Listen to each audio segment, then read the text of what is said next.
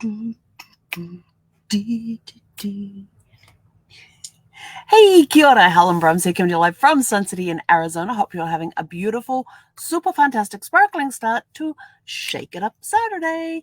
I'm on a little later than normal, only because we just finished our mastermind group meeting for the day, masterminding and training for the day, and it was awesome. So I've already had my morning shaken up. Yes, I woke up and got shook up, and I'm still shaking up. But it was really cool today, and it kind of fitted in with today's theme of shake it up.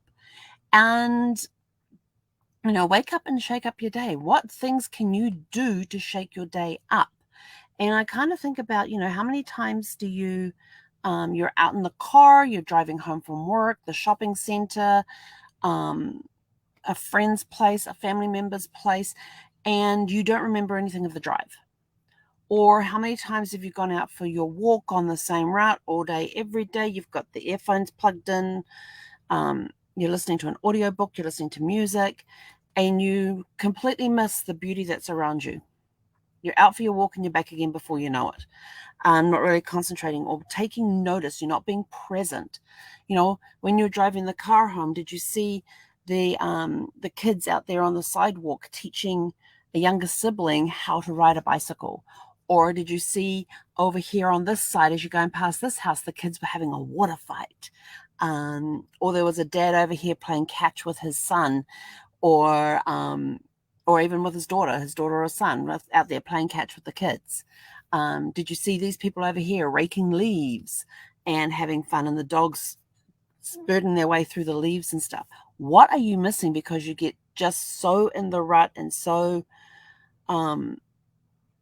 out of the moment that you're missing what's going on around you?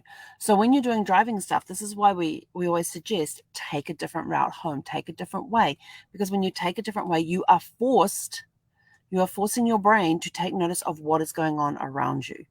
I mean, there is just so much joy and laughter and everything else that we pass by each day because we're just so lost in the fact of, oh, I'm on that walk again.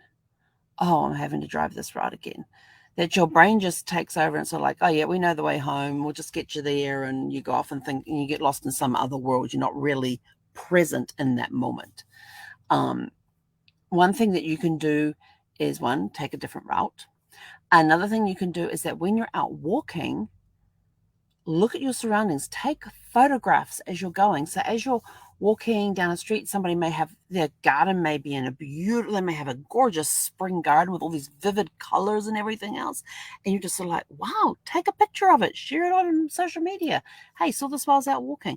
There was a challenge I did a few months ago, where it was during one of my walks, I had to take some pictures of what I was seeing as I was walking around.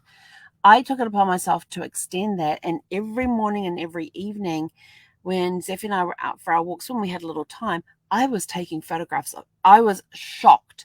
I was able to find 10 or more photographs that I could do twice a day for a week and not duplicate one photograph. Think about that. I am not in a very big resort here when you think about it that way. There is just people here just have such some of them have a very inventive way of decorating. In fact, as we've been out walking around, I thought, I don't need to do that challenge again, because some people have changed the decor that they have out in the gardens. In the garden, they don't have a garden. They just put these things out there. They put different plants out there. They've replanted. They've trimmed a tree. They've taken this down. They've replaced it with this. So I'm thinking that maybe I might need to start doing that challenge again of taking photographs of things when I'm out walking. Like it could be a wall hanging. It could be a piece that's in the garden, something like that. There's one place where where I know I've taken pictures before, but they now have a big, tall, almost like one of those big water pitchers that they used to use back in the day, where they would go down to the well and fill up this pitcher, jug, vessel, and they would carry it on their shoulders. And somebody's put one of those in their garden, which never used to be there before. And so as I'm walking around, walking the pup and that, I mean, Zephy's always sniffing new snuff anyway. Dogs. Think of a dog. When they go out for a walk, what do? They're constantly sniffing. They're aware of their surroundings. They are constantly, you okay there, Zeph? I think she just sort of like, you thudding. Okay, you can thud away. They're constantly sniffing around, even in the places that they have been before. They're sniffing to find out what's new. I call it gossip, the gossip post, but and then of course they have to reply. But they're always aware of the fact that, oh, we got something new in this area. They're constantly looking. They're constantly sniffing. They're constantly aware of what's going on around them. So why are we not the same? So I'm thinking of that as I go out for walks and stuff, like the house down the street here that had that beautiful white tree that would light up every night. Those people have moved. That tree is gone. It got sold. And now in its place is this beautiful little water feature. I'm sort of like, oh, that's different. So look for different things in your neighborhood. Find things to take photographs of and post them on social media. So, if you go back in my posts, when was it? Oh, it's been some time in the last 10 months where I had the challenge, where I pulled out one of the challenges out of my fun tin was to take photographs on our walks each week. So I was taking a minimum of 10 photographs a day, twice a day for a week. And I was posting them on social media. Most days I was doing more than 10. May have been taking more than 10, but I wasn't posting as 10. And it was just, sometimes it was the way the light would catch things. I totally missed the stag with the green hat on, this little green tie for St. Paddy's Day. I remembered about it this morning when we walked past. Of course, I'd already taken off. I was like, darn. Because it did look really cute, and I thought of all the times I passed it and never took a photograph of it. Yet I could remember what it's there and what it looked like and everything else. So, try different things like that. So when you're out walking, take photographs of what you're out walking. It could be the way somebody has these beautiful flowers in their garden and you want to get it closer without intruding on anybody's property. No trespassing allowed. You have to do it from the sidewalk.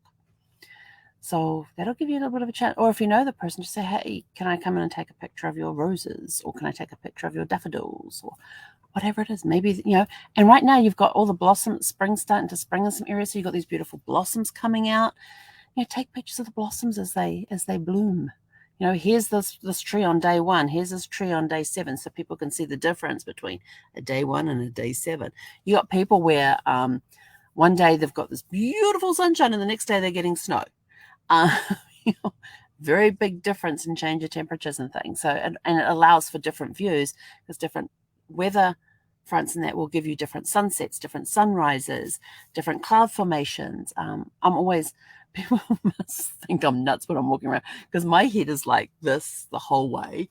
Like I'm like looking up at the sky, I'm looking down over here, looking over there. My head is on this constant swivel, and instead of just down and watching me, I watch what Zephy does. So I look down at her, see what she's doing, and then I'm like, what's going on around the neighborhood? What's going up in the sky? So be aware of your surroundings and take pictures along the way. Another thing you can do to help shake up your day is if you're going to the mall or the grocery store, or if you're going out to do any shopping whatsoever, when you get in the parking space, if you always have an area that you normally park in, park somewhere different. Use a different entrance. Now, for me, when I go to the mall, I don't like crowds. So when I go to a shopping mall, there's nothing worse than getting in a mall and you're trying to race along to get to a store or find a store, and you get these people that just sort of like saunter along doing their window shopping, and all of a sudden they just stop right in front of you. And because you're walking at a faster pace, you like plow into the back of them. So what I have done for a while is I figure out what is the store I need to go. If the store I need to go to is in a mall and it's one of those enclosed malls, I'm like pulling up maps of the shopping mall on the computer before I go. Yes, I do this. I locate the store in the mall. Then I'm like, where is the nearest entrance to that shop? What is the quickest way for me to get there? So I'm looking for the nearest outside entrance. And so I figure out where it is. And so I'm always parking. So whenever I go to the mall, I'm always parking my car in a different place and using different entrances, unless I have to go back to the same store again. But because I don't like crowds. And you will not see me near a shopping mall anytime around any major holiday. Yeah, I'm just out of there. That is just not something I do. So what always amazes me is that there's that post on Facebook where it says, it's like a little video, and you have an outline of a mall, and it's got like the woman goes in and it's the pink line, and they go in here and they walk around this and they go around here. Oh, now we've got to go back over. And it's like this piece of twine that you've got and that you just dropped. And that's basically their route. Whereas the men are sort of like in, and back out again. And I'm like, that's me.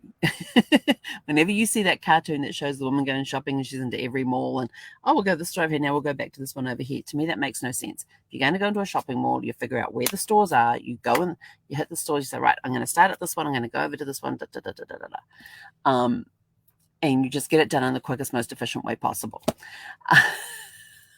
Yet the rest of my life can be complete chaos. But when I go in a shopping mall, it's on a mission. This is the entrance I go in. This is where I'm going.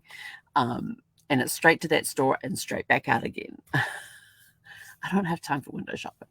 I'm not one of those window shopper people. But anyway, so park in a different place, use different, if it's a place you typically go to, park in a different area, park on a different level of the parking lot, and use a different entrance. So there's another way that you can change up your day. Try something different for breakfast. If you're a person who always has cereal, get up one day and cook breakfast. Or go out for breakfast. Try something different. I got this, you guys are going to think I'm nuts. I got these really cool crackers that I'm using on my, I've been doing this. I did the 30-day challenge, and I'm still working on being more select, being more conscious of what I eat, and I'm eating with purpose. And so I've got these really cool Wesa crisp breads. And so for breakfast this past week, I have every morning, I butter them. I put a little bit of lemon curd on there, and then I put tuna on top of the tuna. And one of those little pouches of tuna, like the flavored ones, like the hickory smoked and the ranch, are my two favorite ones. There are other ones like herb and garlic and lemon pepper and some spicy stuff. And half a packet will fit on each cracker. So I use one pouch on each cracker, top it with cheese, and that has been my breakfast for this past week. Then when I was doing the grocery shopping, I thought, I feel like something different for breakfast. And so I was looking for something that would be paleo/keto friendly, and I came across this really yummy, the cereal, which I thought, well, that looks really cool. And it's a keto cereal that has these chocolate, not kind of like cornflakes, but thicker. And they're all rectangle. I'm trying to think. Like cinnamon toast, but they're chocolate, they're thicker, and they're keto friendly. So there's no added sugar in this.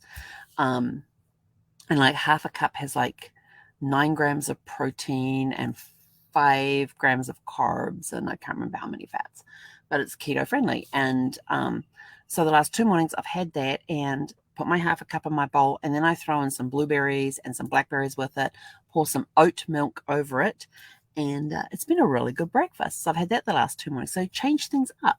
And when you try something different for breakfast, when you're trying new things, the brain kicks into action. It's like, oh, what other creative things can we find out? Plan a staycation. What's a staycation? It's where you use your home as your hotel. Now, I like to issue a staycation challenge. And the staycation challenge is that your home is your hotel. You are not allowed on the internet.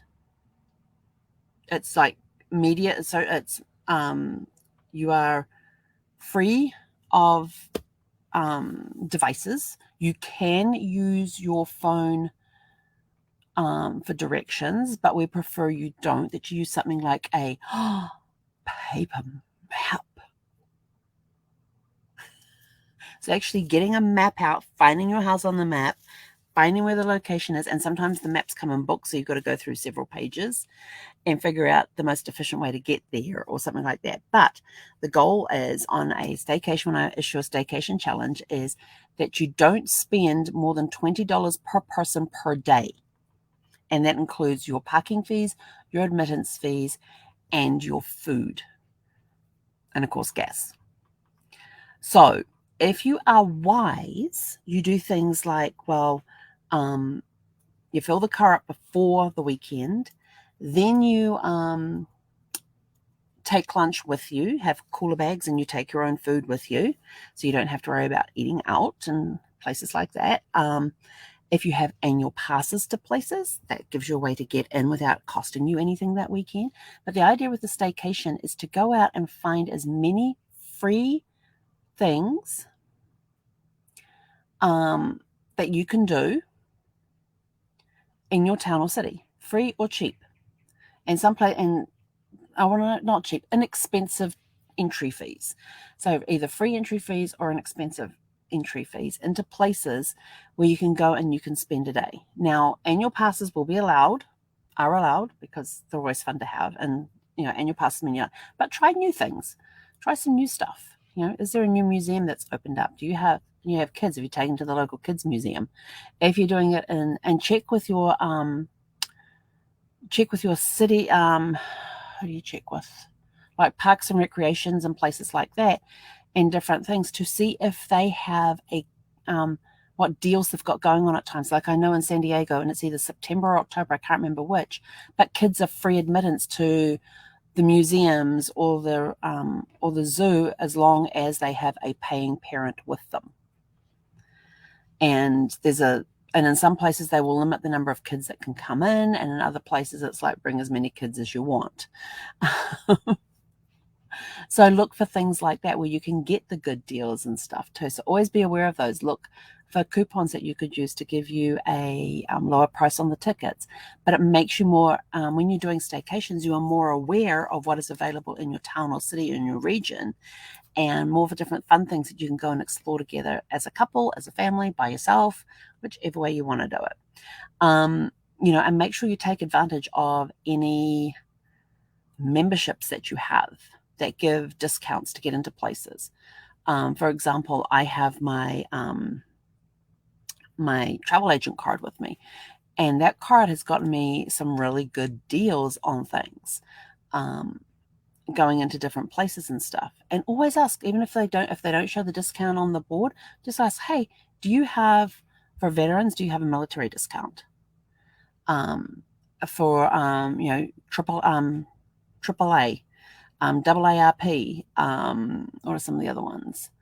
Some of your campground, like I have memberships with Good Sam, Family Motor Coach Association, Escapees. What other ones do I have that give me discounts to different places?